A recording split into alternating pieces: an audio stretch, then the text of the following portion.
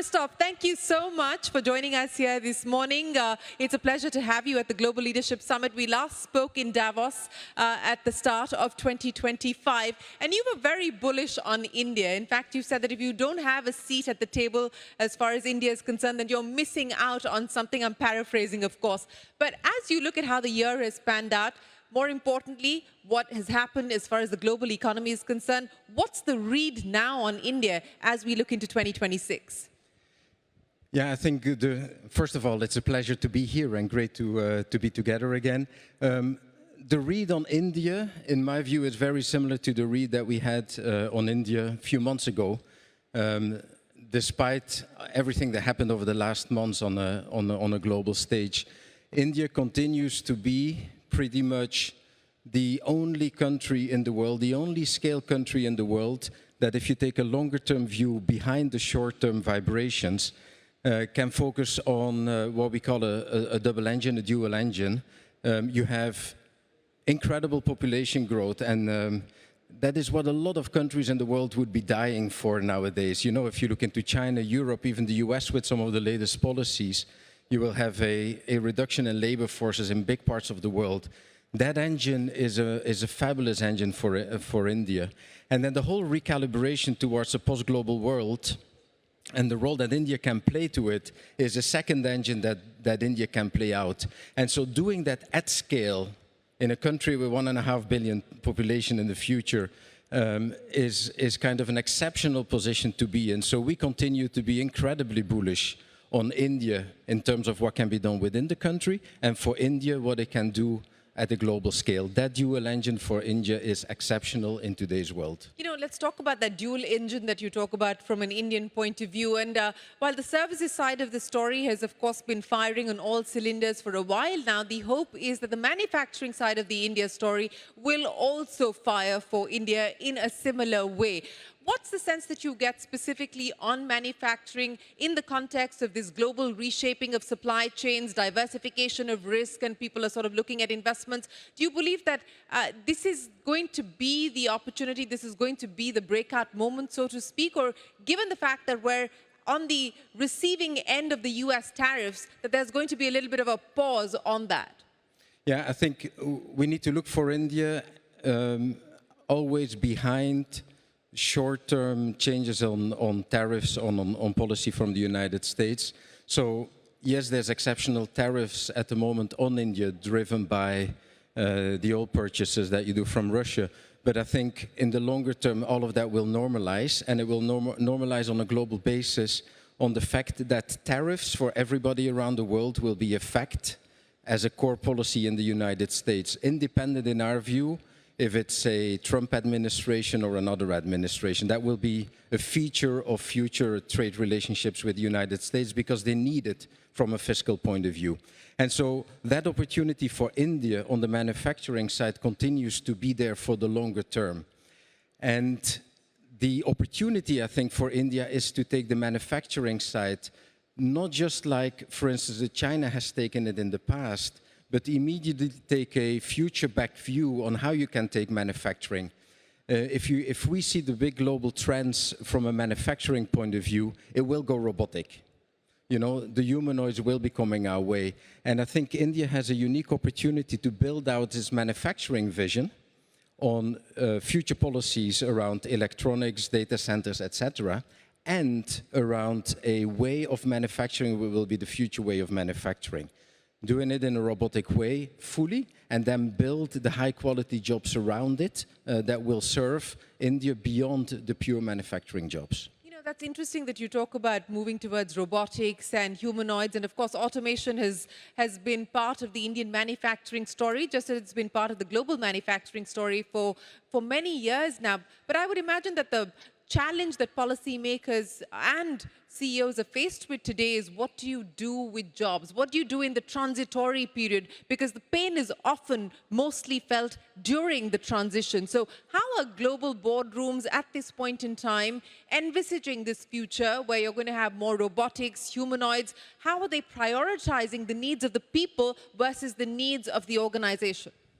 Yeah, so it's going to be an interesting future both on the physical labor and on the brain, let's say. Both will transform. You know, the one will go through increased robotics and humanoids, the other one will go through increased agentic. I think as global companies, you always have to lean into the future. So you cannot say, I'm afraid what's going to happen with my workforce, so I'm not going to lean in, because that is a de facto loss of long-term competitive position, so you have to lean in. And then what we see with all those transformations, they're required for competitive advantage. They're business transformations enabled by technology. You have to reimagine every single of the workflows that you operate as a company. And then comes the trick. As you reimagine the workflows of your company, you have to reimagine how you adjust the workforce of the company, and doing that hand in hand in order to reap the benefits of the AI revolution, and at the same time to develop, upskill, and transform the workforce that you will be sitting on. And like we've seen in prior technology revolutions, 90% of the jobs that existed in 1900 didn't exist a few years later. And we will see a similar evolution. The current jobs might be replaced by other jobs. It will not be that current jobs will all disappear. Because nowadays you see already with agentic, you can't just trust agentic. You still need to have a human in the loop. We're just going to see a different workforce, different skill sets of the workforce that will be required.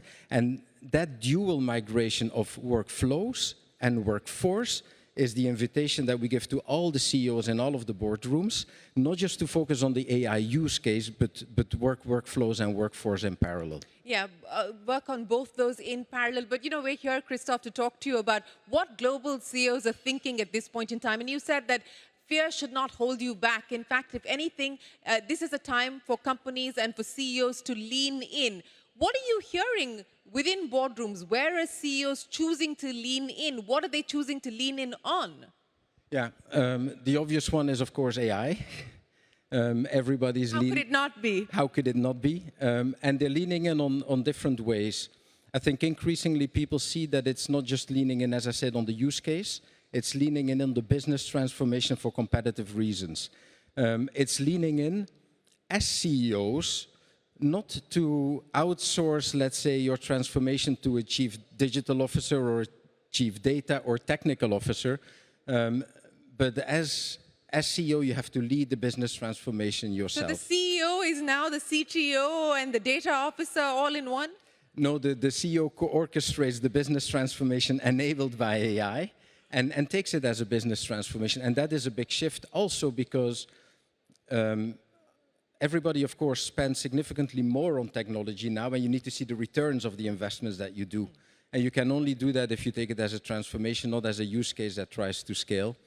The other question that's in all of the boardrooms and that you hinted at is, how do I navigate the post-global world? Yeah.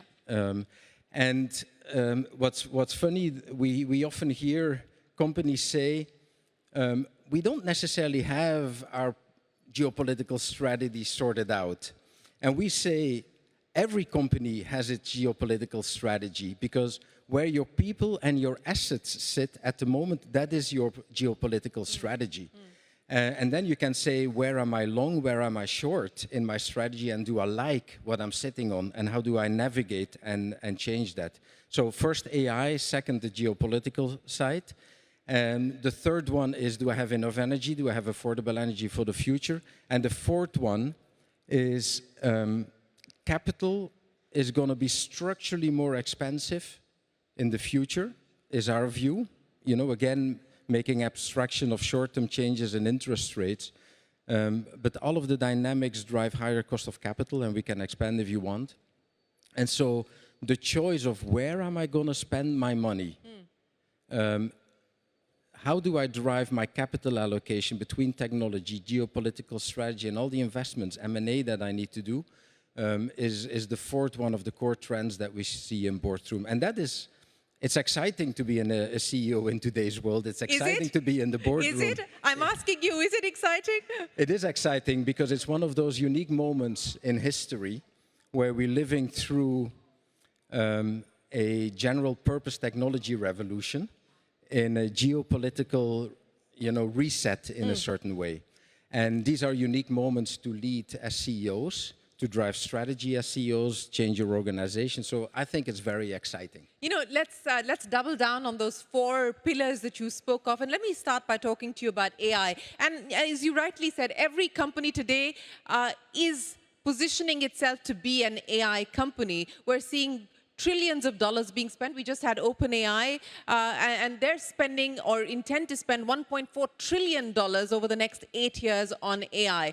What kind of capital are we talking about within the boardroom for organizations that are not necessarily tech companies or AI companies? How are they choosing to invest, and what are they looking at in terms of timelines on return on their investments for their AI adoption? Yeah, it of course differs very much where you sit. If you're a services company, if you're a manufacturing company, etc. I think we differentiate between a few very different classes, which is everybody that's investing in the infrastructure at the moment puts massive amounts of capital because they don't want to lose the race in the world of capital deployment. I had one of the CEOs of the big 4 hyperscalers tell me at a dinner that we had to say, I'd rather spend 50 billion now, too much, because if I spend 50 billion too little and I lose the competitive race, that is an issue. Now, will all that capital drive returns? It's a big question, right?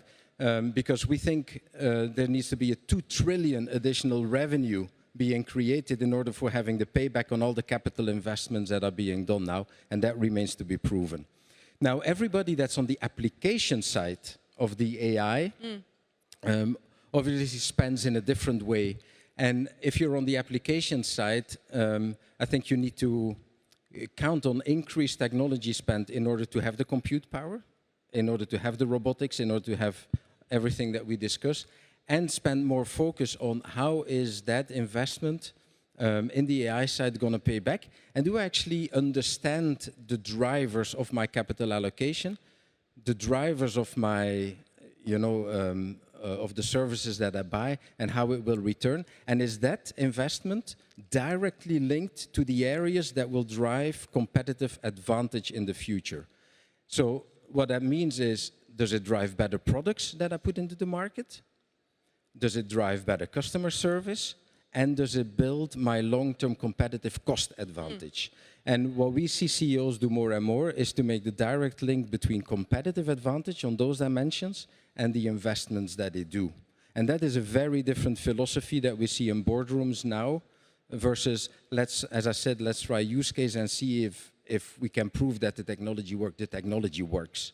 Link it more to competitive advantage and the direct returns on the on the investments that you do. So let me link competitiveness as well as the investment philosophy or the investment thesis driving CEOs and boardrooms today. And I'll ask you this in the context of a debate that's raging here in India for the IT services sector, for instance. Have we done too much in terms of capital allocation on buybacks and too little on innovation? So, what are you seeing in terms of the choices that people are willing to make? Is it also going to drive more M&A? Is it also going to drive more acquisitions as people look at enhancing and beefing up capabilities? Could we now see the next wave of that, Ansu? Yeah, I think it's going to be the 2 parts. So the first wave, and I build on the IT services part, IT services, global capability centers, that core part of the Indian economy will have to transform itself. It has to lean into the AI, it has to understand how it changes the pricing model, value-based versus people-based. So there's a big transformation that needs to happen there for every single of the company that sits on a lot of physical labor, to see how they innovate with AI and they change their business models. IT services pricing, as I said, that's a big one. The other piece that is interesting to see from an Indian point of view is M&A is always a core part of leaning into the future. Even if you look at how the big hyperscalers in the US build a core part of their capabilities, they Google and they've built a significant amount of that through M&A. Within India, we see that you sit on 2 to 3% of the GDP that goes into M&A. And that is lower than what we see, for instance, in the United States or other parts of the world where it goes up to 5%. And I think there's an opportunity for the leading firms in India to lean even more within the new capabilities through investments, through M&A, and get it up to the level that has actually allowed some of the leading firms around the world to build their capability set through increased M&A. And I think the regulatory environment will also allow for that.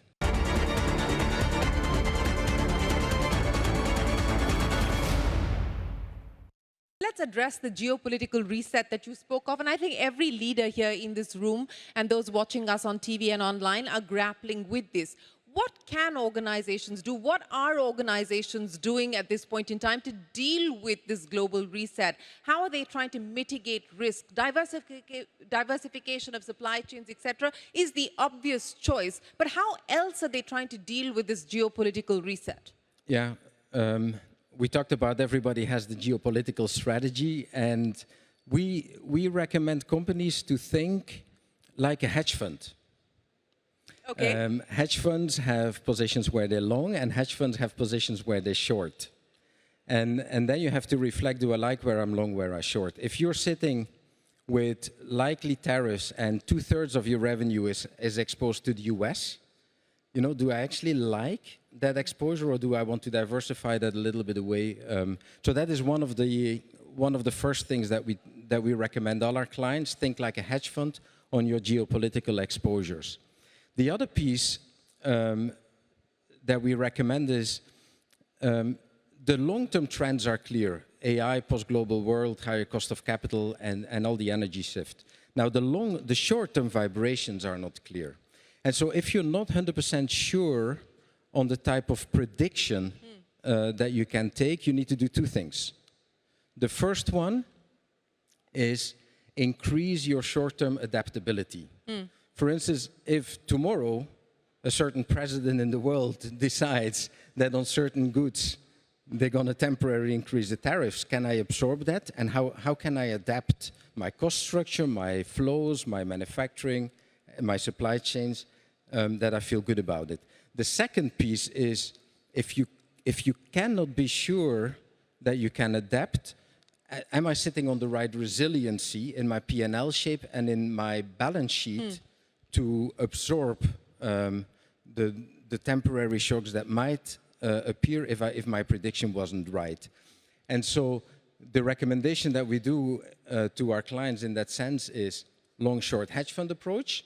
And if your predictions are wrong, where can I adapt, or where can I build resiliency in my strategies? And number 3, bring Bain on board. But that is always a good recommendation. I will not disagree with you on that one. Get a consultant. But, you know, on a more serious note, are CEOs feeling comfortable with the two things that you spoke about, being able to either absorb the hit in the short term, or do they actually have the inbuilt muscle to move with the kind of agility? I mean, it's an unpredictable situation. We don't know which way the tariffs are going to go. We don't know whether the Supreme Court will actually strike down the tariffs and there will in fact be a refund. So, you know, what kind of organizational agility can deal with something like this? Yeah, I think increasingly companies are adapting to that reality. It's one of the elements that I think for boardrooms and for CEOs are good to run through. And it's not necessarily just old school scenarios like what happens if it's 5% more or 5% less. That is not the scenario planning that you need to do now, but you have to run through a few of external shocks that might happen, short-term shocks, short-term changes, and upfront run your response to those shocks to say, how would we adapt? And are we happy with how we can adapt in the short term? And if not, what additional things do we do? And then on the resiliency we talked about, you know, Jamie Dimon talks in the Acquired podcast really nicely about the fortress balance sheet and how he built JP Morgan. Yeah. But those adaptability, it's where we see a lot of our, you know, the CEOs around the world change actually their in-year planning, their in-year muscles on budgeting planning to be able to adjust and absorb those shocks, whether it's +1 manufacturing strategies, whether it's how do I play with inventory, how do I play with changes in my balance sheet that will be able to adjust that. So let's go back to your point on thinking like a hedge fund manager at this point in time. What's the consensus? What's the consensus call that you have on the back of the conversations that you're having with CEOs? What are they long on? What are they short on? Well, it depends very clearly for every type of company, you know. I think nowadays, in today's world, there's nothing wrong with being long on shorter supply chains, being long on local demand. Because a lot of the trends that we see on tariffs are fundamental. I think what people underestimate sometimes is that the reason of what's happening in the US and why it's happening in the US is because the globalization has risen hundreds of millions of people around the world out of poverty, which has been great for the world, but it hasn't been great for the American middle class. And ultimately, it's a very narrow part of the United States society that has been benefited from the globalization. The wealthy people and the tech-oriented people have benefited, but the middle class in the US hasn't benefited from that. And so what the Trump administration tries to do is to increase the income of the average American, have higher quality jobs, work on national security, and make the public finances of the US more healthy. That is structural, and that is for the longer term. And so that is not going to go away, those fundamental trends. And within that, post-globalization, therefore, being long on local demand, short supply chains, and technology is always a good thing to do. And so that's what we see. And that's also where the opportunity for India lies, because you sit on the local demand, and you can set up a manufacturing base that in our sense is going to be smaller scale, shorter supply chains, and more automation and more humanoids and robotics, where India can lean into the future and drive exactly that. You know, I think this is an important message that you're sending out, Christophe, and I don't know how many people have actually tuned into what you've just said. But what you're essentially saying is, irrespective of what happens with the Supreme Court, irrespective of whether this administration gets voted back in or not, tariffs are here to stay when we talk about the US administration. And it's a fact, the Biden administration didn't roll back the Trump tariffs. In fact, they continued with the Trump tariffs as well when the Biden administration came in. So get ready to live in a US tariffed world. I think that's right. And I was going to say exactly what you said, actually. Biden didn't change anything on the Chinese tariffs when he was president. And that's what we foresee. Because if you see how the One Big Beautiful Bill is constructed, where people say it will increase the deficit, it will not if you include tariff income, say at $300 billion a year, which is 1% of the American GDP. You know, and that becomes a core feature of, we believe, how the United States will operate in the future. It's ultimately a tax, and it's just a tax on products that come in. And that's the way that we see it. Tariffs are a tax in order to support the public finances and the policy that the administration tries to drive on national security and increasing the income of the average American. And that will be there for a long period of time, like it was not Trump 2 that started the post-global work. It was going on for a few years before that as well. Well, that's been the big highlight of Neil Katyal as he's arguing in the US Supreme Court that tariffs are essentially a tax on the people. But Christophe, you know, you said that this is a very exciting time for you as CEO. But for you as CEO, specifically looking at India, both in terms of your own business for Bain here, addition of headcount, what are your clients telling you? I mean, how significant is India going to be for Bain going forward?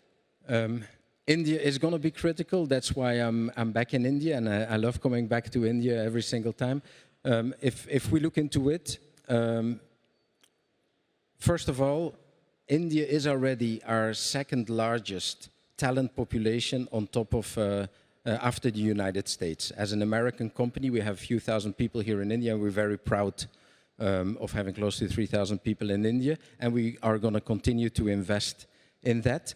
because the way that we look into it, the role that Indian companies play into the world, the role that global demand and local demand, the dual engine that I was talking about, is going to serve India. It's also serving our business. This is a global priority that we've set with our board of directors in terms of accelerating our growth, building our team here, and we're very excited about all the opportunities. How much more are you going to hire in India?